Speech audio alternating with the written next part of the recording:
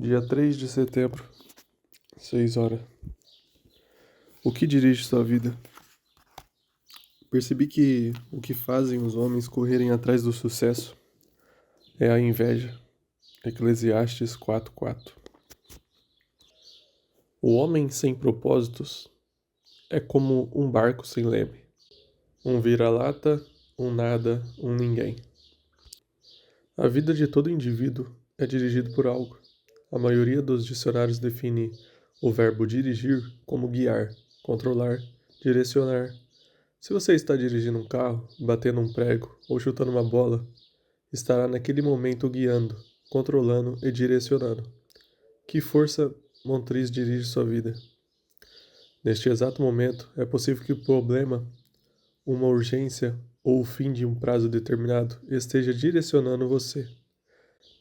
É possível que uma lembrança dolorosa, um temor ou uma crença inconsciente também o esteja dirigindo.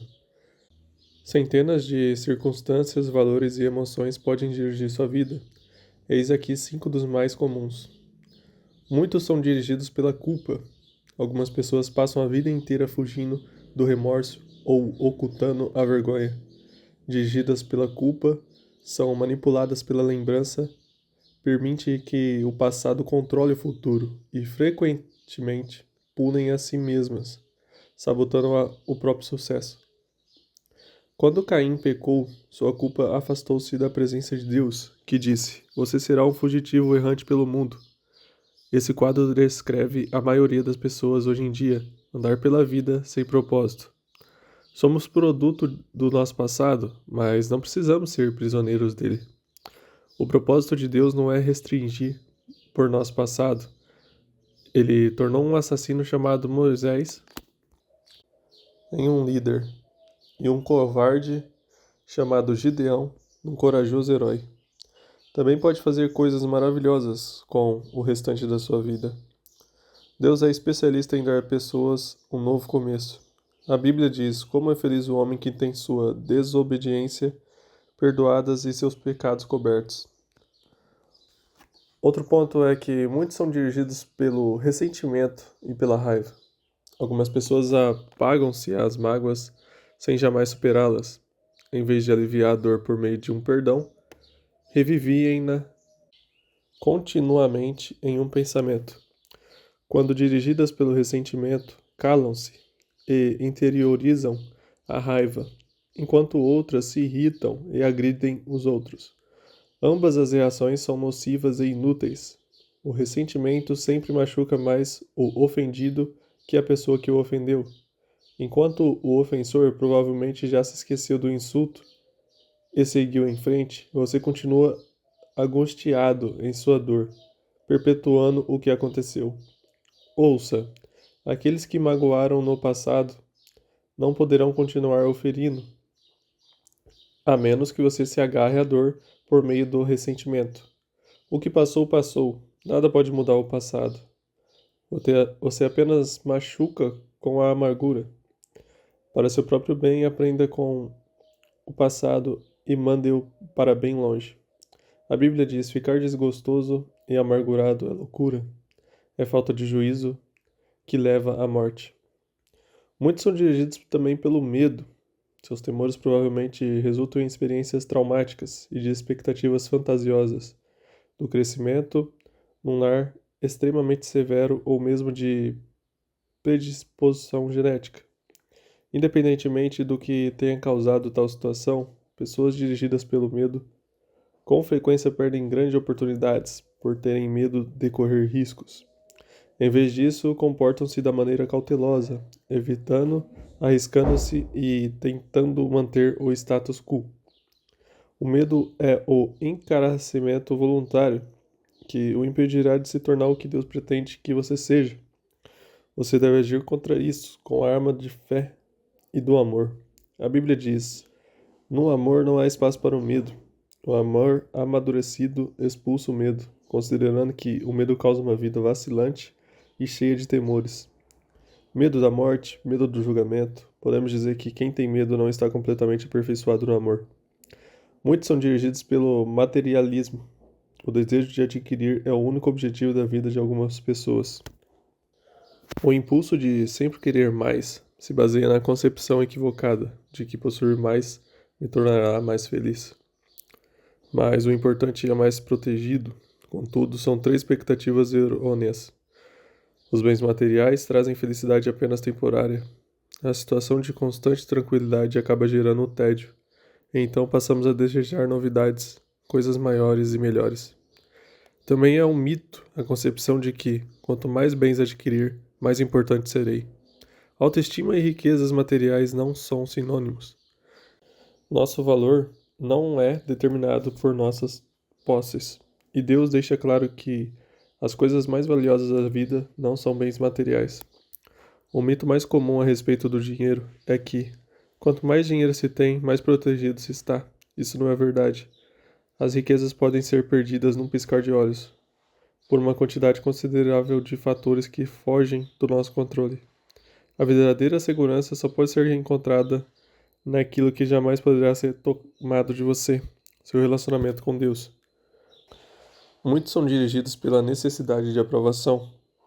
Algumas pessoas permitem que expectativas alheias de pais, cônjuges, filhos, professores ou amigos controlem sua vida.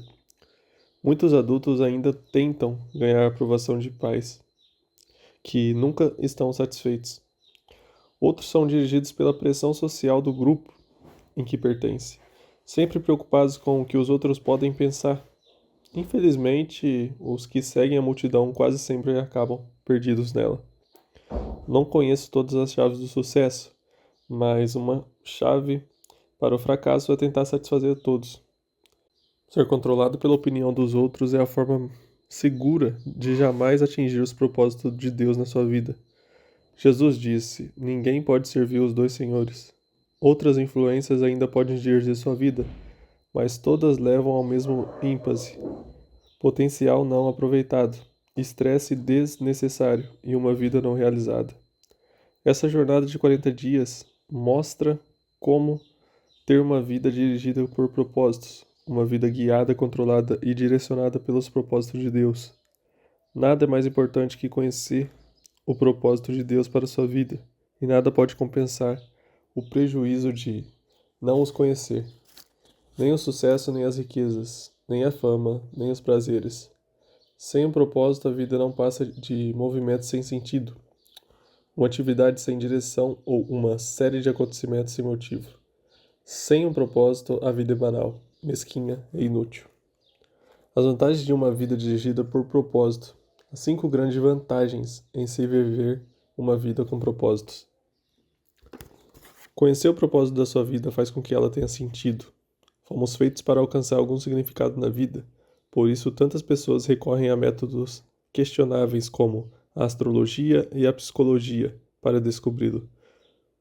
Quando a vida faz sentido, você pode suportar quase tudo. Do contrário, ela se torna insuportável. Um jovem na casa dos 20 anos escreveu: sinto-me um fracassado, pois luto para me tornar algo que nem eu mesmo sei o que é. Tudo que sei fazer é sobreviver. Se um dia eu descobrir meu propósito, aí sim começarei a viver. Sem Deus a vida não tem propósito. Sem um propósito a vida não faz sentido. Sem um sentido a vida não tem relevância, nem esperança. Na Bíblia, diversas pessoas expressaram sua falta de esperança. Isaías queixou-se: trabalhei por nada, não tenho nada, e apresentar depois de uma vida inteira de trabalho duro. Jó disse: meus dias são vazios e sem esperança, e detesto a vida. Não quero mais viver, deixe-me em paz, pois a minha vida não vale nada.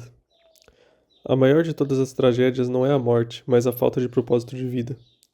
A esperança é tão essencial para a vida quanto são o ar e a terra. É preciso ter esperança para lutar. O Dr. Bernie Sieg descobriu que podia prever qual dos pacientes com câncer apresentaria melhoras. Ao perguntar: você quer viver até os 100 anos de idade? Os que tinham profunda noção de propósito de vida respondiam que sim, e eram aqueles com a maior probabilidade de sobreviver.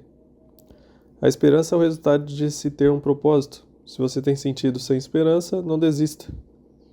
Mudanças acontecem. Mudanças maravilhosas começarão a acontecer na sua vida quando você começar a viver com propósitos. Deus diz: sei os planos que tenho para você. planos para o bem, não para lhe causar aflição, e lhe darei esperança e um futuro promissor. Talvez você esteja com a sensação de estar enfrentando um problema insolúvel, mas a Bíblia diz: Deus é capaz de fazer muito mais do que nós jamais ousaríamos pedir, ou mesmo imaginar, infinitamente além de nossas mais sublimes orações, anseios, pensamentos ou esperança. Conhecer seu propósito simplifica a vida.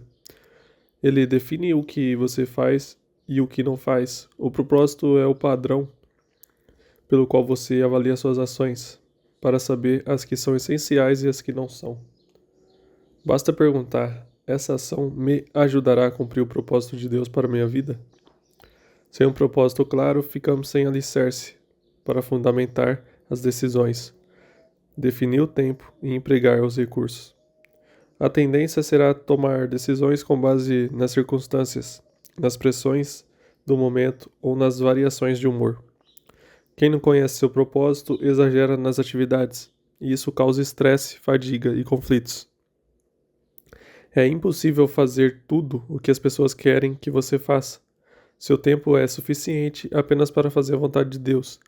Se não consegue realizá-las por completo, significa que está tentando fazer mais do que Deus pretendia que fizesse. Ou possivelmente está assistindo muito a programas de televisão. Uma vida dirigida por propósitos conduz-nos a um estilo de vida mais simples e uma agenda mais saudável. A Bíblia diz: a vida presunçosa é cheia de pompa, é uma vida vazia, mas a vida simples e sincera é uma vida plena. Isso também leva à paz de espírito. Tu, ó Senhor, dás paz e prosperidade às pessoas que têm uma fé firme, às pessoas que confiam em Ti. Conhecer seu propósito ajuda a estabelecer prioridades. Isso faz com que esforços e energias se concentrem no que é importante. Você se torna eficiente ao ser seletivo. Faz parte da natureza humana distrair-se com assuntos de menor importância. Fazemos de nossa vida um jogo.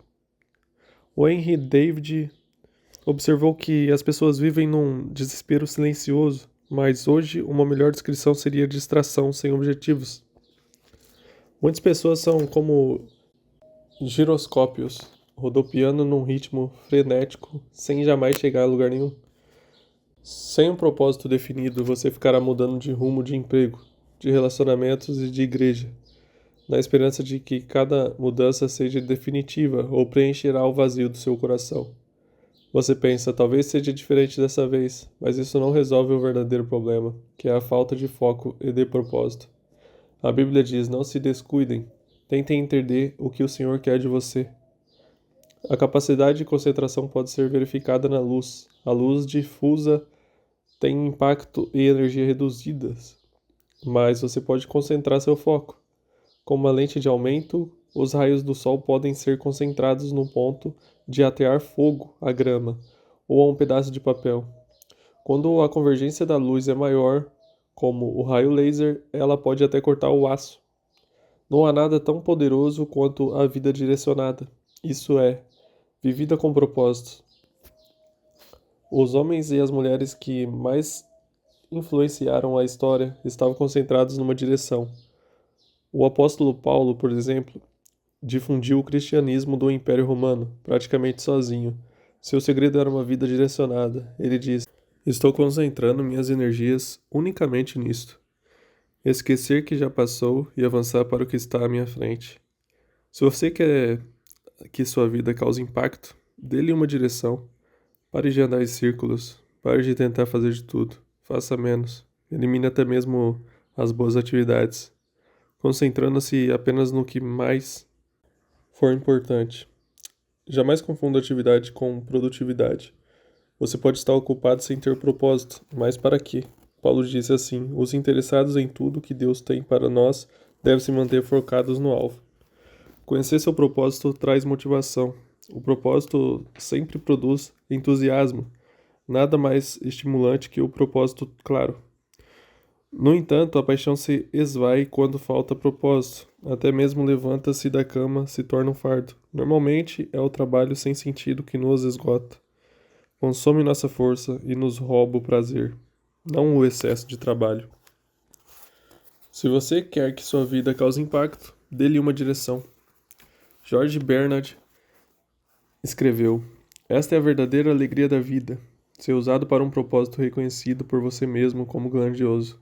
Ser uma força da natureza, em vez de um amontoado, inconstante e egoísta de ressentimentos e lamentações, sempre reclamando que o mundo não se esforça para torná-lo feliz.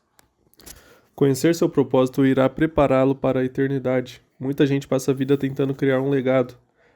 Tais pessoas querem ser lembradas depois que partirem. Entretanto, o que mais importa, em últimas análises, não é o que os outros dizem sobre sua vida, mas o que Deus diz.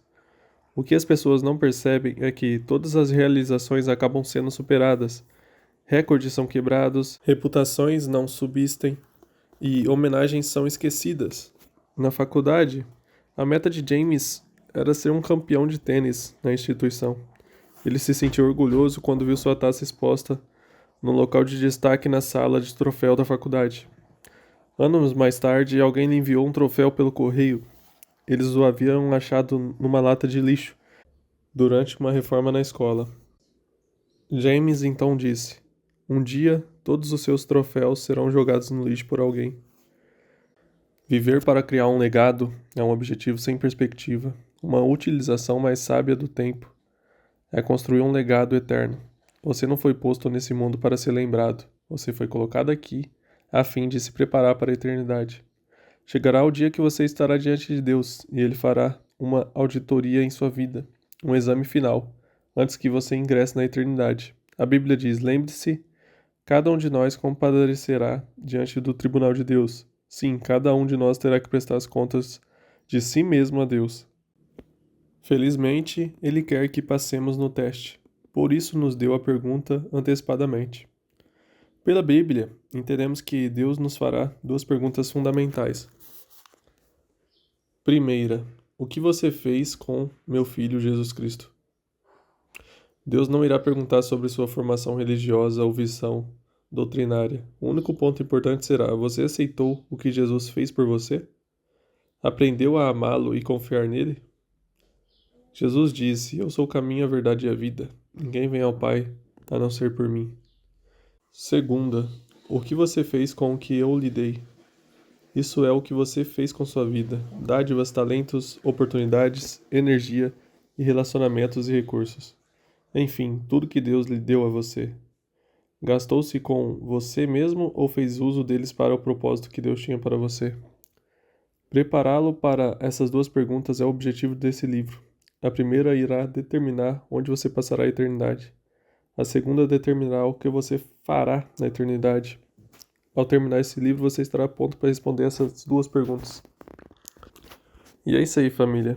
Hoje o livro foi um pouco mais longo, né? O dia de hoje foi um pouco mais longo. Teve mais páginas, no caso. E o tema para reflexão é: viver com um propósito é o caminho para a paz, né? Ou seja, sem um propósito, meio que a vida perde sentido, né? Não tem muito sentido viver e viver sem sentido não é estar em paz, realmente, porque a gente fala: por que que eu tô vivendo, né? Não faz sentido nenhum. Mas enfim, é isso. O versículo para memorizar é: Tu, ó Senhor, dás paz e prosperidade às pessoas que têm uma fé firme, às pessoas que confiam em Ti. Isaías 26:3. E a pergunta para meditar é: na opinião da minha família e de meus amigos, o que dirige a minha vida? O que desejo que a dirija? Então é isso, família. Um forte abraço, fiquem com Deus e até amanhã. Fui.